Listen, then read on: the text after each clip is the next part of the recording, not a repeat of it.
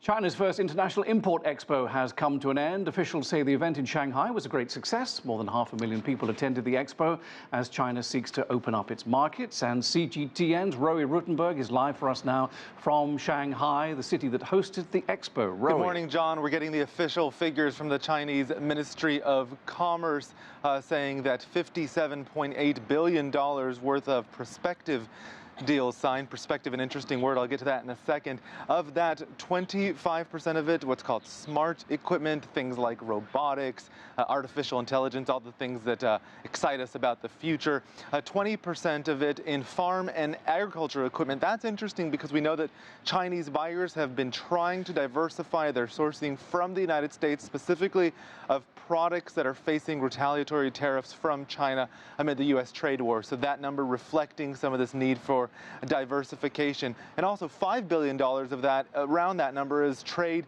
between China and the countries that have signed up for the Belt and Road Initiative. And that is a signature program. And this signature initiative by Chinese President Xi Jinping, he's trying to promote trade between China and these countries. So, of course, he will be touting that figure. Now, I said perspective because a lot of these are letters of intent. They are continued discussions, all summarized in this really big number. One exporter that we talked to said that he got a request for 50,000 tons of mung beans, what's used in China to grow sprouts, and he can only currently supply less than 20% of that. So again, it's not really a firm closed deal, but perhaps an intent to have one. So those numbers reflect that. Needless to say, though, the fact that this event has happened could be considered a success. Xi Jinping announced that it would happen last year at the Belt and Road Forum, which he hosted in Beijing. They got it off the ground. Lots of people attended from all over the world, and Chinese officials indeed are touting its success here today in Shanghai. So, Roee, what is next? Where does all this momentum go?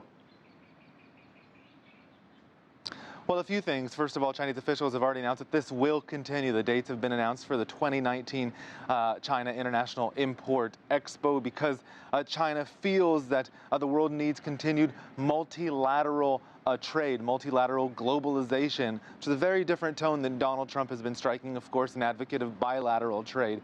Second, we know that Xi Jinping will continue in his travels. He's going to Argentina later this month for the G20. He will continue touting the message that China's growing market is open to the leaders that he meets, and we'll expect him to continue doing that over the year. There are lessons that will need to be learned, I think, as they figure out some of the details.